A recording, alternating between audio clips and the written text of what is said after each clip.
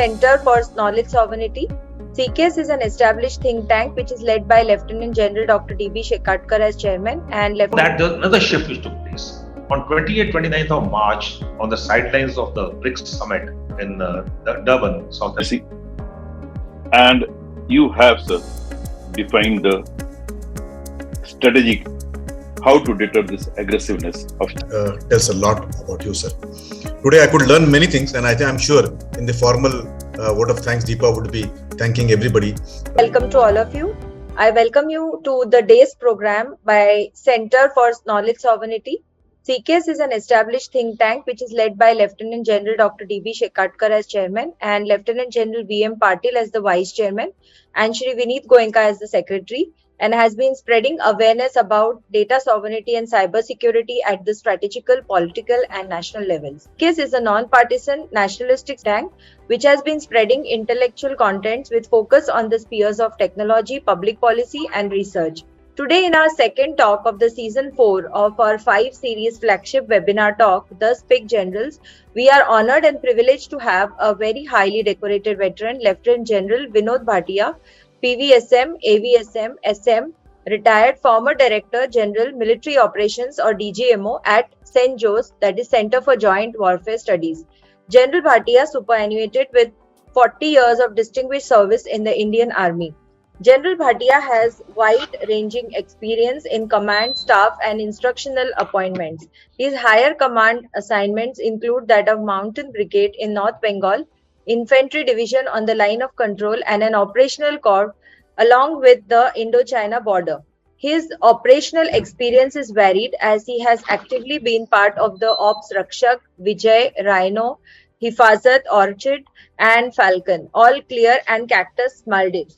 He has been instrumental in giving the much needed focus to capability development and capacity enhancement along our northern borders and effective management of the line of actual control LAC and the LOC. He was Colonel of the Parachute Regiment from 1st December 2010 to 28 February 2014, a period which saw the growth of the Special Forces of India enhancing their operational capabilities. He was also the co-chair of the India-US Executive Steering Group on Defence Cooperation. Now I request Air Vice Marshal Pranay Sinha, VSM retired, an active member of our think tank, to take the program further. Viewers, AVM Pranay Sinha, in his 35 years of distinguished career, held many important appointments and positions. Post-retirement, worked as an advisor to Bharat Electronics Limited for a period of 3 years and is presently a strategic advisor to IIT Mandi. Thank you. Over to you, sir. Good evening, viewers, and thanks, madam, for info of all. Madam Sumitra Goenka ji is Director Rating, Infotech, CEO Triangle Global, and of course, strongest pillar of strength for CKS India. And before I invite our philosopher, guide, and erudite speaker of the evening, my little take on China ko gussa kyun aata hai. The son of heaven, China's Xi Jinping Xi, perceived that this is the right time to realize his long cherished dream of New World Order with Chinese characteristics and to fulfill its expansionist agenda, to reclaim past imperial Han glory. Therefore, he sees the opportunity, strategic opportunity that was offered by the COVID pandemic to implement this agenda as world was battling with pandemic. Incidentally and accidentally, COVID virus originated from Wuhan lab and karma has hit back with vengeance. COVID has come home to roost and roast. The strictest lockdown in China has strangulated its economy. The manufacturing factories' production has slowed down. 30% contributor to its GDP, the real estate, has gone bust. China, the master manipulator, is entangled its own net. Its banks are mired in debt trap itself. China can't discard its zero COVID policy. It's aware that its aging population and ineffective vaccines can't face the wrath of Wuhan virus. Therefore, there will be death, destruction and disruption all around. The man who longed to go in Chinese history as greater than Mao Zedong, whose third time coronation in 20th CPC meeting scheduled in October-November 2022, is losing his patience. And on top of it, in defiance to the diktat of Beijing, one China's policy, an octogenarian maverick US Speaker Nancy Pelosi ने तो पासा ही पलट दिया. She provoked the dragon in its own den. The dragon is furious, belching out fire and brimstone over Taiwan Strait, the Indo-Pacific Ocean that it wanted to control to ensure that energy supply comes uninterrupted to the energy-hungry China is in doldrums. In China's eyes, Quad, AUKUS, and other like-minded collusive forces are uniting against it. Dragon is now more angry and behaving more aggressively. But now what? So let's turn to former DGMO General Bhatia sir to hear out the strategy how to deter it. Over to you, sir. Thank you, Air Vice Marshal Pranay. Thank you very much. Thank you, Sumitra ji. Thank you for the introduction. And thank you, CKS, Vineet, and all our mentors here. And thank you, all the participants being joined.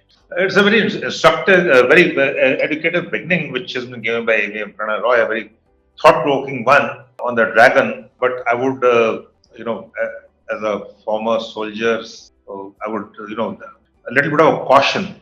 The West is thinking that China is got internal issues. Definitely, every nation got internal issues. But to see that China is going to go down, I don't know. The West is talking, the US think tank are talking about for the last 20 years. You look at all the reports. So I really don't know. But as an adversary, it is our duty to respect China. It's our duty to study China. And we need to really study China, not the what of it. We always look at, my thing is, we always look at what of China. What has China done? It came along the line of actual control, forward deployment. China, Taiwan, China, Korea's, China, South China Sea, China, East China Sea, East Sea rather, not China Sea, sorry. China, Japan, China, Philippines, China, Vietnam, China, Indonesia, China, Malaysia. So we see what China is doing. I think more importantly, we need to study why is China doing what it is doing and where to thereafter. Because not that China is 10 feet tall, the China is not 10 feet tall, definitely, and we've seen them in Galwan, we've seen them along LAC. They are vulnerable, very vulnerable, but they have certain strengths. So today the brief given to me is to strategize on the ways and means to deter China's aggressive behavior. China aggressive, there's no doubt about it. We used to call it China assertive China. From assertive China, it became aggressive China.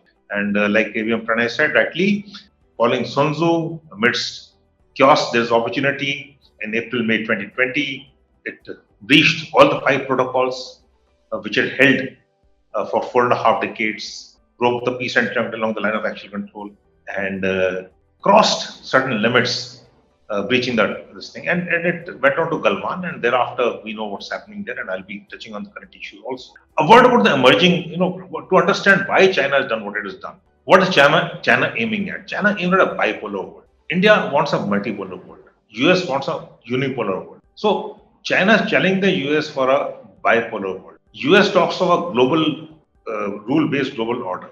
China questions and Russia questions whose rules. You can make rules, fine. But does US obey those rules? I really don't know. Not all of them. No, definitely not. US controls elite clubs. Does it give entry to China? No. China is a powerful nation. It's a big nation economically, militarily, politically, ideologically, population-wise, technologically. China is an emerging power. There's no doubt. And we should look at China as an emerging power and why it wants to do what it does. So, in a nutshell, it is China's sharp power which is manifesting right now. And the concept of sharp power has been studied or has been propagated since 2017, what China did in Hong Kong and thereafter what China did otherwise. What is China's sharp power? In a nutshell, it means if you're not with me, you're against me. And that is where India comes into the centrality of it, because the BRI, which is a China dream, India is the only nation which has opposed it. Only nation which has opposed it. And rightly so. Right? It's a China dream. So China has not liked that. India opposing the China dream. India opposing the CPEC, the China-Pakistan Economic Corridor, which is central to the China dream of BRI. And rightly so, it passes through our sovereign territory. China doesn't respect our sovereignty. And but it expects others to respect sovereignty. So that is sharp power. If you're not with me, you're against me. And what are the tools of sharp power? How does it practice sharp power? It's a 3-dimensional one, if not more. One is military coalition, and I'll talk about it much later again on a lot of issues on military coalition. Second is the debt trap, which you are all aware of. We know what's happening in Sri Lanka, how Pakistan, the CPEC, the $64 billion project is the way it's going. Myanmar, Bangladesh, 46 nations today in the Afro-Asian region are under China's debt trap. The third tool of it is world diplomacy. And the classic example of world diplomacy we saw in Alaska when the diplomats of China and the US met, and China breaching all protocols, all conventions of diplomatic niceties and courtesies. In the media, openly in the media, it was very blunt and very critical of the US interference in Chinese. And I think the recent visit of the Speaker of the United States of America is something which we need to study. We need to see the impact. 4 to 6 for 3 days, the exercise is on by China.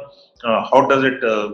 I really don't go with either USA or China because the timing is so bad. The world is going through a disorder. It's a world in disorder.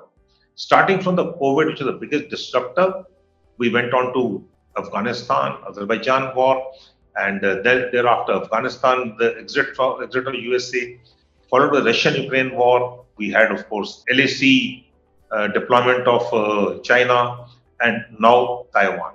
So the world is in a disorder.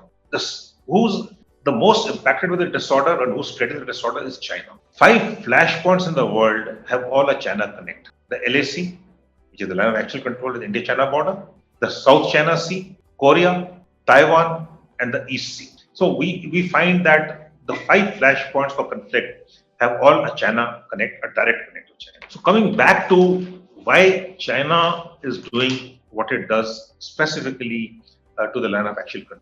Number of my colleagues, number of Indian thinkers, strategists, defense analysts went on to propagate that China's forward deployment and Dipsang planes was a result of a road, which is the Darbuk-Shok DBO road.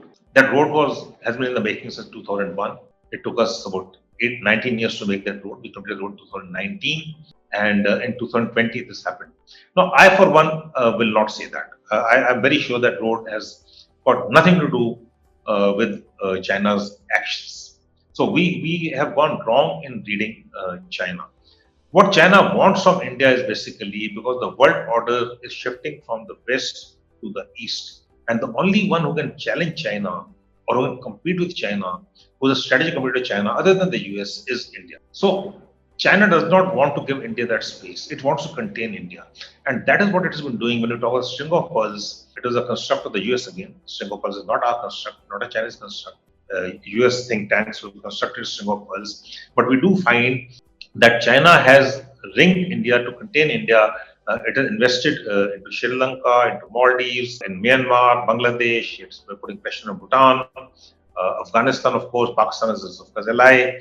And then you see the basis of China coming up and the Chinese having a say in ASEAN countries. And that China, when India started growing, and in 2009, 2020, 26th of January 2020, just before the pandemic, we had the 10 state of heads of the ASEAN countries on the Republic Day of India. So that is a big signal of the India-ASEAN connect, which China, of course, did not like. China did not like. And why would China like? Was India a rising India, a risen India, a responsible India, a resurgent India, a regional power, a global leader, which is India, is not in China's interest. So what does China do? It carries out a sort of military coercion. Now we were vulnerable on the line of action. Why? For many years we had decent tranquility. Of course, there were very low level pushes and shoves at times. We used to maintain peace and tranquility on the 1996 treaty, on the 93 treaty, we had the 2002 treaty, 2005 treaty, and the 2013 we had the BDCA, which is the Border Defense Cooperation Agreement, and these held. So we were under the mistaken impression, and I'm not talking the army alone. We as a nation, I'm talking about that peace with China will prevail, peace and tranquility with China will prevail, and we had a strategic relationship going, despite what China was doing after Xi Jinping became the supreme leader of China.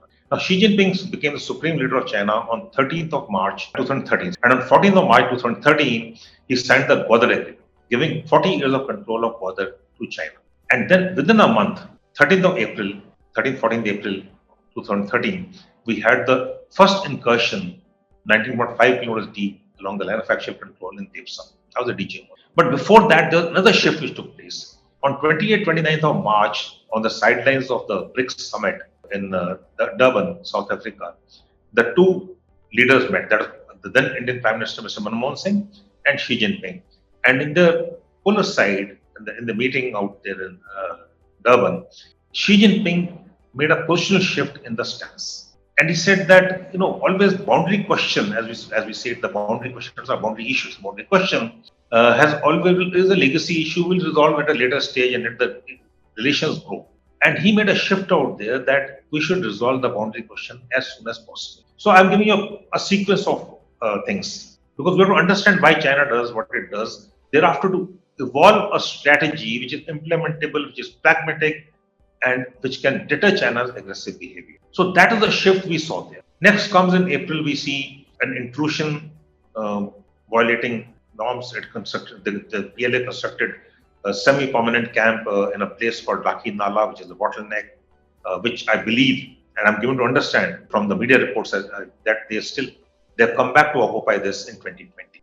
That was resolved on the 5th of May after diplomatic and military level talks, and that was resolved because the first visit of the new Prime Minister of China, Li Qiang, LK, was due in May, I think 11th, 12th of May, and on the 5th of May, the PLA goes back. Next comes September 2014, and we know the first visit of Xi Jinping in September 2014. He comes from Pakistan after announcing the CPEC worth $46 million, and in Ahmedabad, a very high-profile visit. And at the simultaneously, we find the PLA including in Chumar in eastern Ladakh.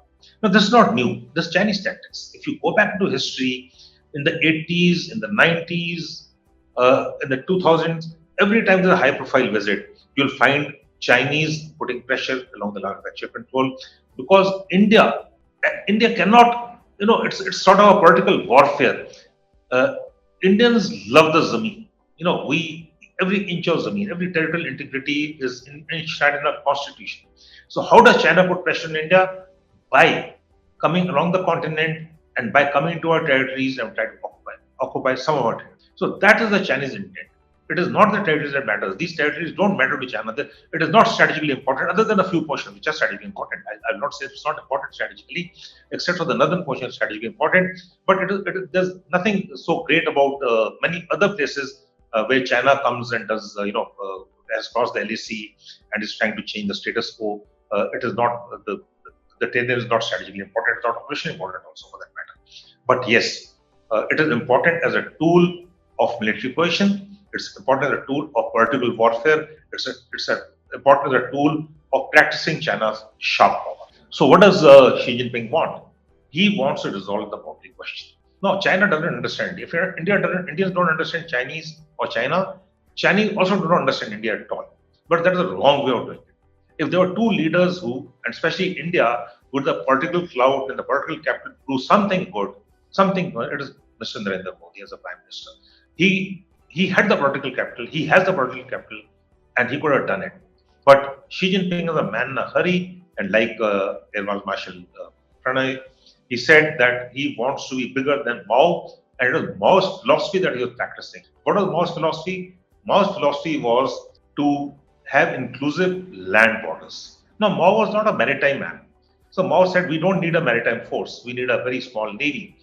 And he said, we need to have inclusive land borders. And based on Mao's philosophy, China resolved the boundary question with 12 out of its 14 neighbors. The two neighbors which got resolved was India and Bhutan. And Bhutan rightly so, because the tri-junction, both on the east and west of Bhutan, has commonality with India. And that is where Bhutan, India, and Bhutan, China, and China-India borders could not be resolved, could not be demarcated, and could not be defined, and they could not. But the fact is that the talks are on, special military talks are on, 22 rounds had taken place, many things had been agreed upon, but then Xi Jinping, as we so know, is a man in a hurry. So two reasons which I can infer is why Xi Jinping did what he's doing was to put pressure on India to resolve the boundary question, and second, contain India to tell India, tell her that your rightful place is as a subservient nation to China. And I use very strong words when I say that. But that is the Chinese way. And we have to understand the Chinese way. China's sharp. It doesn't want a competition in Asia. And the only country which can give competition to China is a resurgent, risen India. So that was China's way of putting across its point. And if we see in the neighborhood, China has done exactly what it should be doing to contain India. We see the state today in Sri Lanka, which is bad. We see the state in Pakistan, which is scary actually. Pakistan, the Chief of the Army Staff of Pakistan, General Bajwa, has requested the IMF, the Saudi Arabia, US for loans. The Chief of the Army Staff was requesting, not the political leadership. We see the situation in other parts of Asia. Bangladesh has raised the fuel prices by about 52% as of day for yesterday. Myanmar. So we see the neighborhood which is in a turmoil. Now coming down to about another about 10 minutes or so before we can throw the house open. Coming down to the strategy. Now, having understood why China wants to do what it wants to do to India, what should India do? I think India needs a 3D strategy, not a 4D strategy. One, defend the line of actual control, because that is where I think China thinks that it can put pressure on India, it can leverage the line of actual control, it can leverage the boundary question by carrying out certain incursions into Indian territory, thus putting pressure on India and diverting its energy, resources, time, and the politics away from much greater economical development it wouldn't like us to do. So defend the line of actual control. I'll come what to do with it a little later. Second, dominate the seas, dominate the oceans, dominate the 9 choke points which are critical, which are strategy concern in China, because 80% of China's oil and 70% of China's trade goes through the Indian Ocean. And we are a peninsular nation, we are a maritime power, we can do it, and that is where China is concerned. China wants us to focus on the continent and not on the name. Third, we need to bind to balance with like-minded nations where we have convergence and congress of interest to counter China and to deter China's aggressive behavior. I would add one more D to it, which would be defense manufacturing, because if India has to grow, if India has to be strategically autonomous, we need to be a power. We need to be Atmanirbhar in defense production at least. We got to be Atmanirbhar everywhere, but at least in defense production, because that is where the pressures of India, and as we've seen lately, Russia-Ukraine war, the US, we have to go and get our equipment, military hardware from. Out of the three now, let me take the first one, defending the LAC. How do we do that now? That has to be done by military power. There's no other way. And we have demonstrated to China that we're up to it. We can do it. We need a strong military presence along the line of actual control. We need to ensure that we do not blink on the line of actual control, because China also doesn't blink. We also need to ensure that there's no brinkmanship there. We don't want it to spiral into an unnecessary conflict. And that is what exactly has happened. If you see Galwan, 2 years of Galwan now, there is no escalation whatsoever along the line. Yes, it is reported that China is flying its aircraft very close to the LAC, but very close to the LAC, not along the LAC. We have had 16 rounds of military talks, and we have to be strong if we want to talk to China. We have to talk to China, and we have to talk to them from a position of relative strength. How to create relative strength? By building infrastructure. That's exactly what is happening. I'm not saying anything new. Infrastructure, but infrastructure, we need to give it a massive push. We need an integrated infrastructure plan. Right now, it is not integrated. We have still got many deviations to be sought from the forest department, wildlife department, environmental clearances, court cases. It is not. It's taking time. It will not work out there. There has to be an empowered committee, an integrated infrastructure development, a part committee comprising of all stakeholders who sit down together, give the requisite clearances, give the requisite resource, and give timelines and make sure, monitor it, so that we do the infrastructure development timelines. If you look at our side of the terrain, it is terrain fractured sectors. A single axis, 2 axes to Ladakh, one through Rohtang, one through Zojila, winters problem. We have the Atal Tunnel right now, but there are many other passes other than Atal Tunnel. We after Atal Tunnel, we have Tanglangla, Changla, we have many other passes too. Zojila, the tunnel is coming through, the 5 tunnels in Gen which are coming through. We need more of it. We need ALGs, that is advanced landing grounds. We need to upgrade our airfields, because we need forward airfields. So single access to Himachal border, single access to Uttarakhand border, single access to Sikkim border, just about four bridges plus on the Brahmaputra, north of Brahmaputra, we have 26 kilometers of border with China and Arunachal. So we have weaknesses in infrastructure, and I'm not saying anything which is today. Everyone has this imagery, everyone knows what the training is like. So infrastructure is a major issue, and we are giving it the requisite push, but requisite push needs. Another thing we need to do is we have this plan and a very nice. I was in Himachal and we were called by friends, which is headed by again Gen Shekatkar, by the governor of Himachal Pradesh, and they have a scheme of vibrant villages. Now, what is vibrant villages?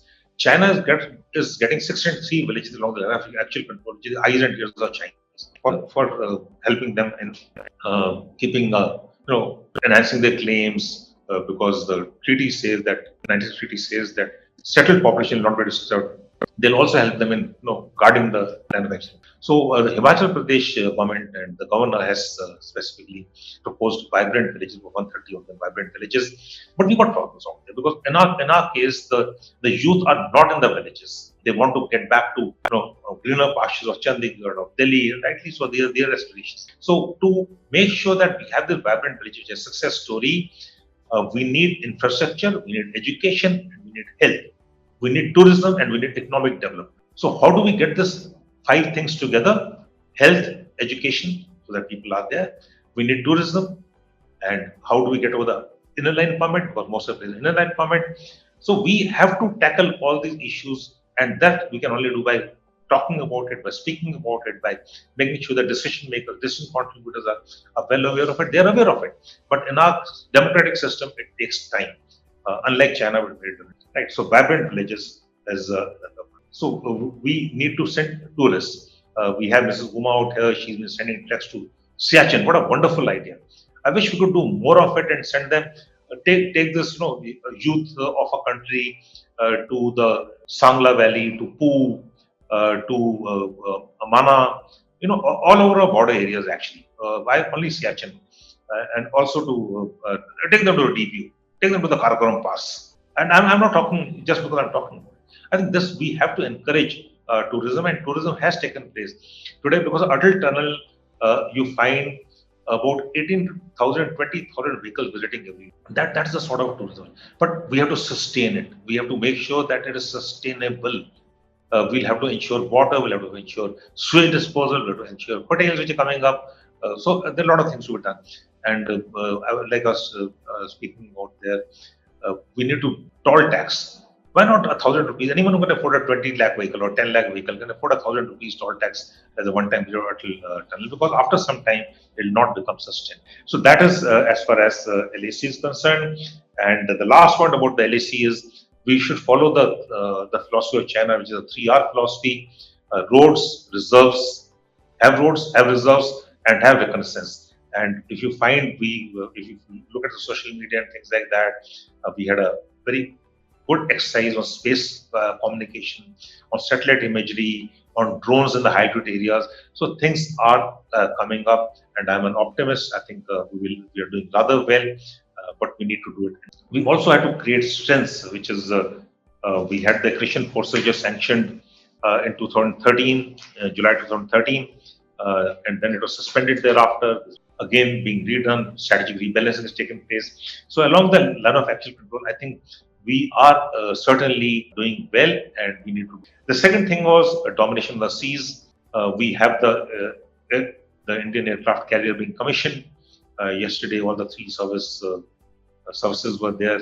But we need to invest in the Andaman Islands. That is an unsinkable aircraft carrier. We're going to invest in that. From the Andaman Islands, we have to develop the 3 airfields, which gives us extension, which gives us the reach onto the Malacca Straits, on the Sunda Straits, which dominates the choke points. So we have to invest, and Again, we need a whole of a government approach. We have Island Development Authority. The Island Development Authority is doing something. The armed forces is doing something else. The state government is doing something else. So this has to be coordinated at a level where we need to exploit our strategic advantage, which is a strategic location advantage is afforded to us by the Andaman Islands. The 542 islands out there. Go ahead with tourism. Preserve ecology, preserve the population there, the people there, fine. But also exploit it, optimize it, utilize it for projecting power, which is a must. We could establish a training establishment of joint training of various navies. So various navies could come there. It would be a very good deterrence to China. We had ships of various navies present. So both presence of navy, our navy, we have a 130 ship or navy right now. We need to expand it to a 200 ship navy. We need one aircraft carrier commission now, and we need more of our reconnaissance aircraft, ATIs, which are. Third thing is, like I said, bind to balance. We are in many multilaterals. The Quad is one good multilateral, but we have to make sure that our interests are safeguarded. We have to safeguard our interests. Quad, we are a member of the Quad, does not have a security content. We will talk about it. Everyone talks about security content, but officially the Quad does not have a security. Quad is not a security and at some point of time, we will have to see how much of security we can do and how much of joint training and combined training with other navies. But yes, if we want to put pressure on China, we always talk of 2.5 front of India, but China has multiple fronts. China is vulnerable in many other fronts. Like I said, 5 major flashpoints of China Connect, and we see that Taiwan is a primary concern of China, what the US has done. But then US will always look after its own interests, and we will be a junior partner of the US as far as the strategic interests are concerned. And to sum up my presentation, the fourth thing, like I said, was defense manufacturing, Atmanirbharta, self-reliant defense manufacturing. We are again moving towards it. We have a positive list, not a negative list. The positive list says that this is what we will do and make in India. We have about 65% of our equipment, especially our major platforms, Navy, Air Force, even Army, our battle tanks, our air defense, our guns, Russian origin. We have seen the Russian-Ukraine war, how they're done, lessons learned in cyber warfare, lessons learned in space warfare, lessons learned in special operations. So to deter China, we need to have a multi-pronged whole of the nation approach. And we need to keep talking to China at the political level, at the diplomatic level, and more importantly, the military level. But when we talk to China, we should talk to them from a position of leadership. I think I'll end out here with the permission of the chair, the moderator, and I'm open to the interactive session. Thank you very much. Thanks, sir. Thanks for this very, very informative, interesting, and enlightening talk. In fact, you have said why the China is behaving the way it is, and the 3 tools of sharp power that you explained us, that is the military coercion, the debt trap, and the wolf diplomacy. And we went into military coercion a bit in detail. You also explained the 5 flashpoints that China's connect, and world is pondering over this. And definitely, China doesn't like India, the resurgent, the rising India. It feels that it's going to be obstacle in its supremacy. And you have, sir, defined the strategic how to deter this aggressiveness of China. The 4 Ds: defend LOC, and without any brinkmanship, dominate the sea, the oceans, the waves. And you said that there are 9 choke points, because these are the points where we can throttle them, because China is energy hungry country and all its 80% energy passes through the sea lock. Sir, you also said we have to develop military partnership with the like-minded countries, and finally to boost Atmanirbharta, the defense manufacturing. Thank you, sir. Thanks for this elaborate talk. There are a lot of questions pouring in. I don't know how much we can take, sir. The first one, because China is a good friend of ours, so definitely we will have a lot of questions. The first question, which is, sir, you have said in your talk that we are not able to understand China and the China is not able to understand. So there is some communication gap. Of course, at diplomatic level and other level, we are managing.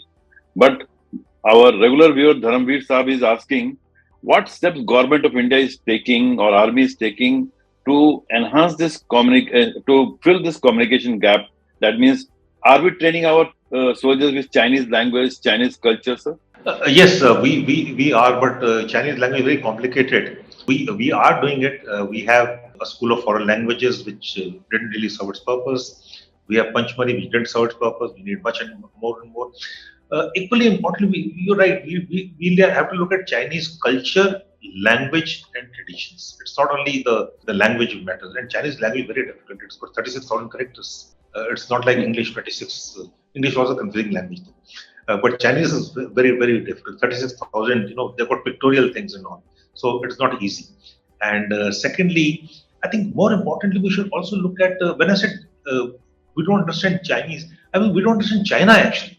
The thought process is very important. They think long, they think deep.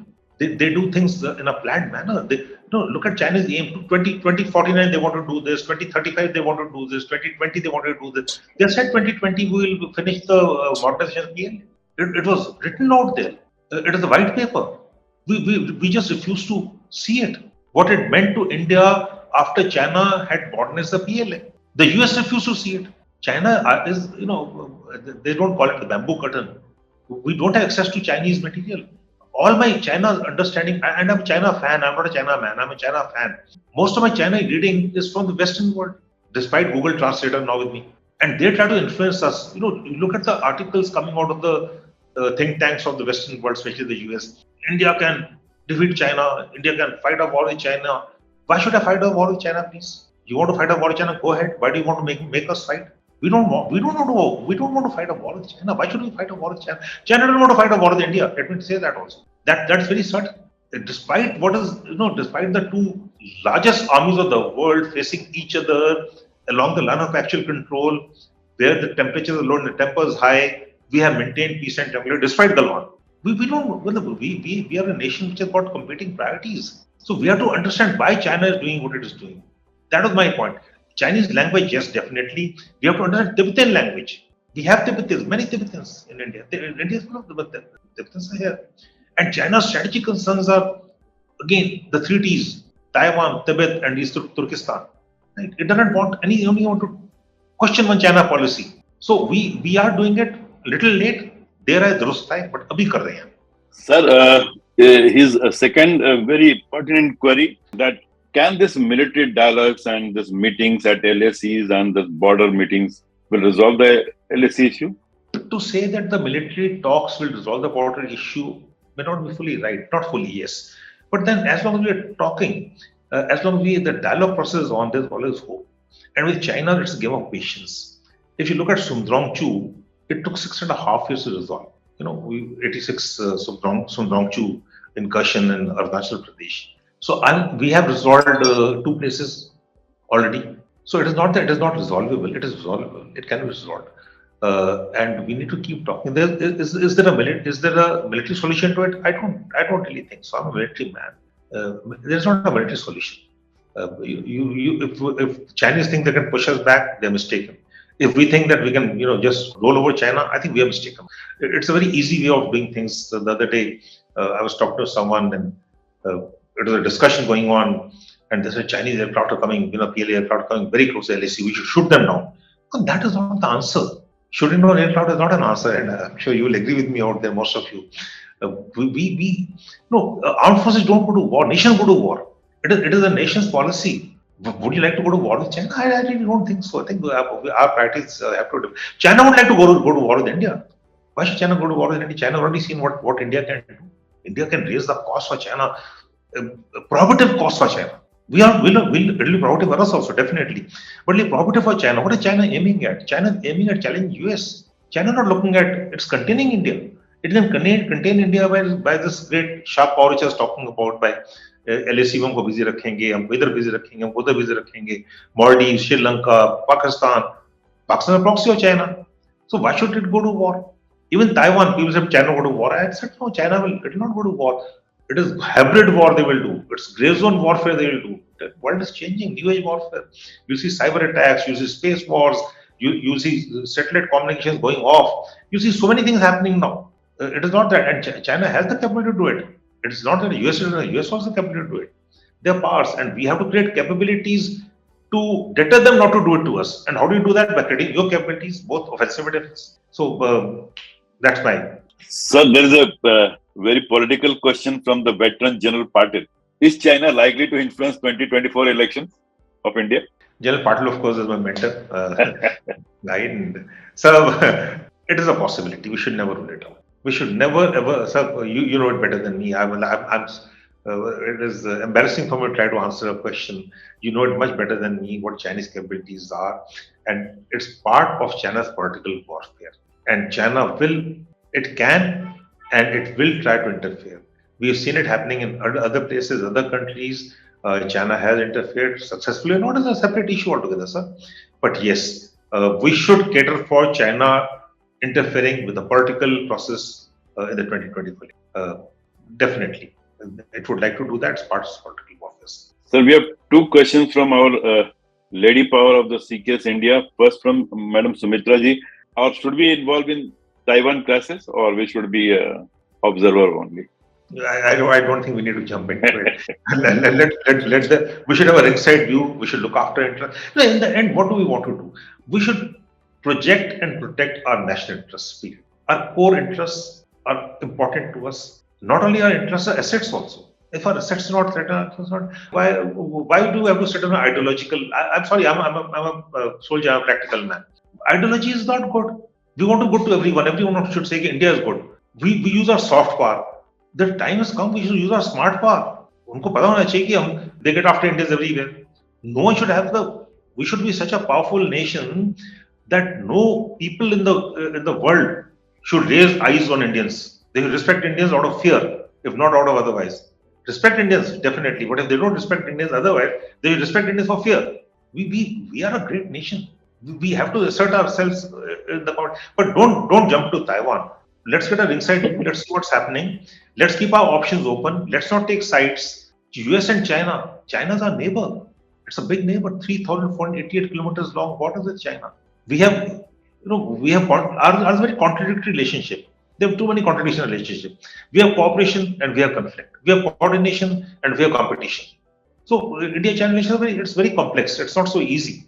And we should not be, I understand, dil dukhta hai, but we cannot be anti-China alone. We should pro-India.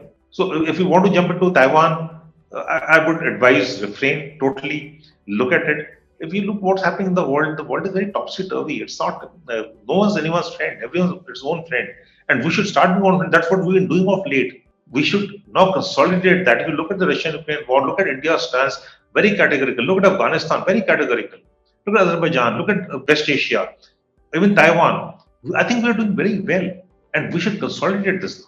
And sir, Umaji is asking, India till now, sir, diplomatically, we have been against any military alliances, as you know, and because of non-aligned our policy. Has the time come for our association based on security orientation, like-minded forces? Shall we go for any alliances, military association, military union against China? I really don't know whether we should have alliances as such, man. But yes, we should have shared security concerns. We had earlier with the Indo-Soviet Treaty of 1971, which saved us from the Americans actually, because we know what 11th December the US 7th Fleet was in the Bay of Bengal, and for that interference. So I really not. There's some question I'm asking myself. I really have no answers. But yes, if push comes to a shove, I think we'll have to go for military. Maybe, and if not formal military, we already gone in for 3 agreements with the US, which are partly military. The LEMOA, the CISOA. These are not exactly military alliances, but they have a security content in it. It's not that they do not have. So we should be selective about it. But if things go really bad for us, I think it will not be a bad idea to deter China, because that's the way the world is. The world is, we look at a multilateral world. We are neutral in many ways, but we'll have to look after interests. And if we have to face China, we would need a little bit of support. Now that support also will not come at, it will come at a great cost to us. And how much cost are we willing to pay for how much support? That will be the key question. Very difficult to answer right now because right now we are capable of holding our own with China, but China is also increasing its power, and how long we can do that has to be seen. So I'll take the last question of the evening. This is from Advocate Kailash Joshi. Basically, on the economic front, he's asking that India and China were at the same GDP levels in late 1970s. How come China has gone 6 times ahead in the 4 decades? There are many factors. There are many factors actually. This is a study in itself. True. Yes. But there's nothing wrong with following some of China's ways. China opened up internationally. The economy is growing, manufacturing comes, everything made in China. If you look at our own homes, sometimes gods have got chinky eyes now. जो हमारे भगवान है उनकी आंखें छोटी छोटी होती जा रही है, वो भी चाइना में बनते हैं. I believe the national flags for the हर घर तिरंगा are being made in China now. I believe so. I don't know. I hope not. But they are being made. Our Diwali patakas come from there. Our manjas come from there for flying kites. So we should become competitive rather than, because economy is economy, and if people get cheaper things from China, they will buy it. China is growing, and economically, I think China today is the second largest economy. We are the third largest in terms of PPP. So we are also not far behind, but we are not anywhere near China. I think it's a study in itself. And as a military man, I will let this question pass, sir. Yes, sir. And surely we are going to surpass them because demographically they are on decline side and we are on the rising side. Thanks very much, sir. Thanks. We should have shared security concerns and we should behave very smartly and protect our strategic interests. Thank you, sir. Thanks again. And before I call Dr. Deepa Prakash, our combat ration experts and ex-CSI scientist, presently director of Kadam Foundation, for proposing vote of thanks, may I request Sri Vineet Goenkaji, the man behind our think tank, CKS India, an ardent champion of data sovereignty. He has written a lot of books on data sovereignty, The Pursuit of Supremacy, The Enemies Within, is a very popular book. And presently he is spokesperson of BJP Delhi, who articulates very vividly on the national TV channels. You must have heard him, sir. Member of Governing Council of Center for Railway, Chris Hill, and former member Task Force. Vineet ji, over to you. Thank you, AVM Sinha. Good evening, General Bhatia. It's always a pleasure and it's always a treat to listen to you. I've been blessed that I had an opportunity to work with you while writing this book when we both co-authored Data Sovereignty. The insights which you gave and the depth which you have and the 40 years of your service could be seen when you speak, and the maturity which you show when you have been confronted or when you are being asked something, that tells a lot about you, sir. Today I could learn many things, and I'm sure in the formal vote of thanks, Deepa would be thanking everybody. But I would like to recognize that General Patil, Wing Commander Shetty, we had Group Captain Mardikarji, and many other veterans who are there, whose names, AVM Kaushik is there, apart from AVM Sinha. There are many other veterans whose designations and ranks cannot be seen because, either they have camouflaged the names or something. But I thank all of them to come and listen to us. Sir, China has been an interesting story to each citizens.